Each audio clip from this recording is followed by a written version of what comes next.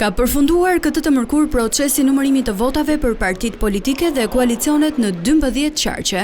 Partia Socialiste ka çmentuar fitoren me 83 mandate, ndjekur nga Partia Demokratike me 50 mandate aktualisht, ndërsa Partia Social-Demokrate 3 mandate me rreth 48.000 vota.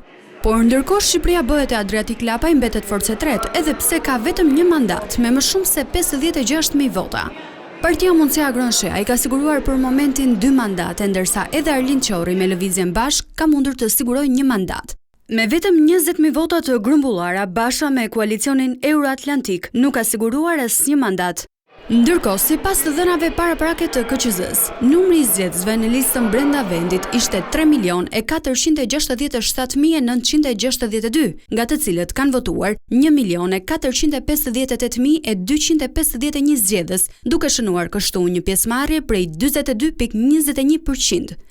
Janë konsideruar gjithashtu të vlefshme mbi 1.4 milion vota, ndërsa 55.334 vota janë shpallur të pavlefshme.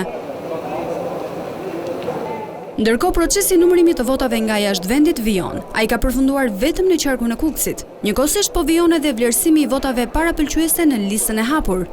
Nga Partia Socialiste në Tiranë kanë siguruar një vend në parlament Blendi Gonxhe, ministri Ervin Hoxha, Fatmir Xhafaj, Erion Braçe dhe Orlando Rakipi.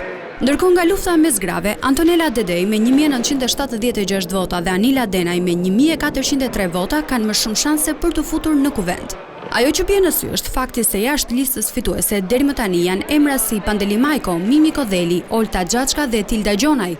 Partia Demokratike për momentin është me 13 mandate në Tiranë, duke futur kështu vetëm një nga lista e hapur, Ilira Ali Mehmetin, i cili ka 208 vota më shumë se Jorida Tabaku.